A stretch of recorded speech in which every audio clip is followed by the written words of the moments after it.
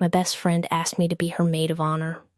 I stood next to her at the altar and smiled while she said her vows to a man I was in love with, and 6 months before that wedding, I did something to try to stop it from happening. It didn't work. They're still married.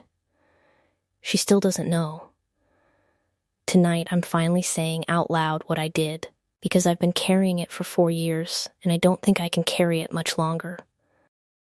Elena and I had been best friends since college.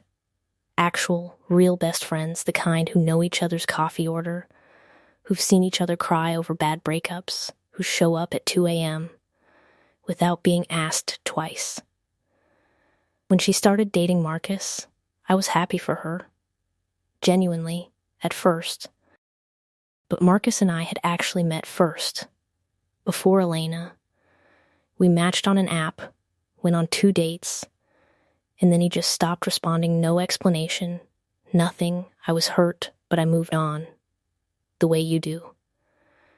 Then, 4 months later, Elena excitedly showed me a photo of the guy she'd just started seeing, and it was him. I never told her we'd matched. I told myself it didn't matter. It was 2 dates. It was nothing. It mattered a lot more than I let myself admit. Watching them fall in love over the next year was its own quiet torture that I never once said out loud to anyone. I told myself it was normal to feel a little weird about it. I told myself I'd get over it. I didn't. If anything, it got worse the more serious they got, because every happy story Elena told me about him was a story I couldn't help imagining as mine.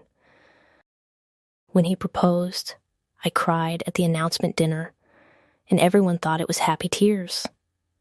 It wasn't.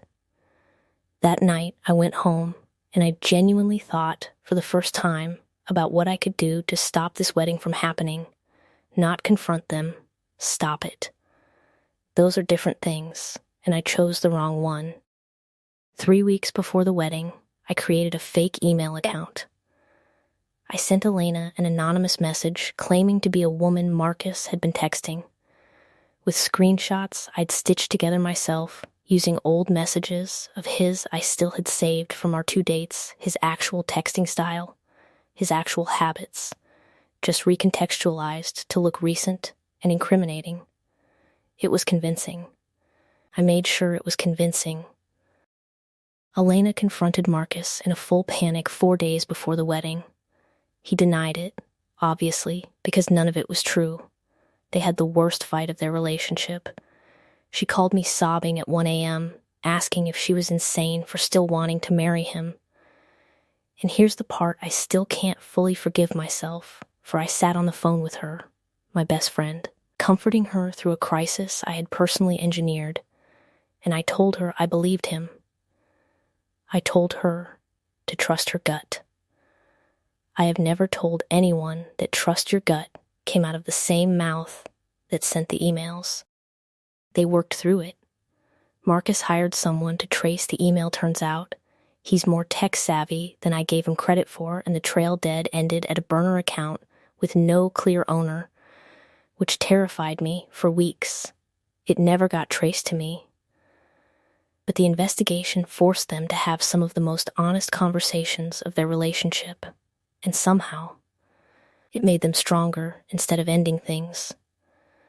The wedding happened 4 days later, exactly on schedule. Elena and Marcus have been married 3 years now. They have a daughter. I'm her godmother. I hold that baby at every family dinner, and I love her the way you love a piece of your best friend. And somewhere underneath all of it is the fact that I tried, deliberately and with real effort, to blow up the marriage that made her possible. Elena and I are still best friends. We talk almost every day. She has no idea. I've thought about telling her more times than I can count, especially on nights when the guilt gets loud, but I don't know what confessing would actually fix at this point, beyond making myself feel lighter at her expense. Sometimes, I think staying quiet is its own kind of selfishness, too. I've had a lot of time to sit with why I did it, and the honest answer is smaller and uglier than I want it to be.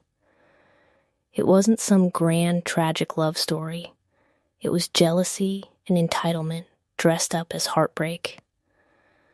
I felt like I deserved a version of happiness that had already gone to someone else, and instead of processing that like an adult, I tried to take it back by force. I've started an apology text to her probably a dozen times. I've never sent one. Because there's no version of "I tried to destroy your engagement because I was jealous" that doesn't detonate every good thing I've built with her since. So that's my confession. I'm the best friend everyone says is so supportive, so happy for her, so present for every milestone, and underneath it, I once tried to burn the whole thing down out of jealousy, and I let her think it was someone else's cruelty instead of mine. If you've ever done something out of jealousy you can't take back, I want to hear it. Drop it in the comments. I read every one. See you in the next confession.